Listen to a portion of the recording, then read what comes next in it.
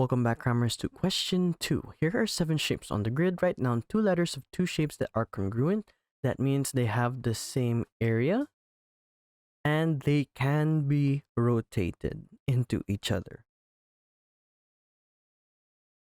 Okay, so here we have A, which is not congruent to anything else, so it's not our answer.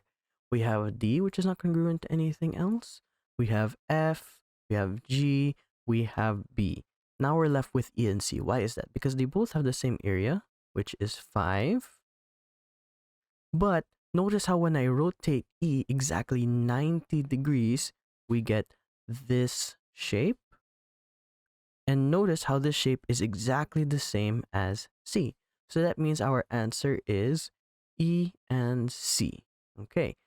2 of the 7 shapes are similar but not congruent. Write down the letters of these 2 shapes. So what similar but not congruent means is that one shape has to be a multiple of the other shape. So let's see here.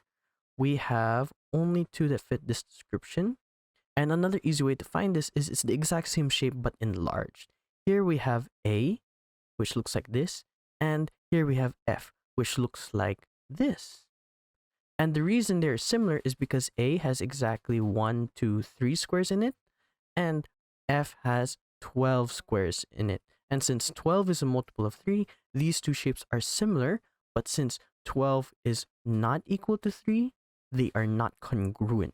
So we can simply put here A and F. Shape F has exactly 1 line of symmetry.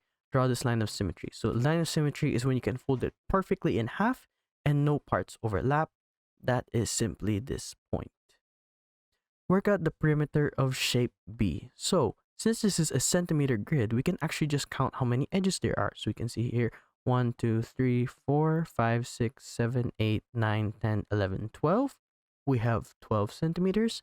Work out the area of shape G. So shape G is here, and we just have to count how many boxes are inside. 1, 2, 3, 4, 5, 6, 7, 8. That gives us 8 centimeters squared. Thanks for watching. Cram, then scram.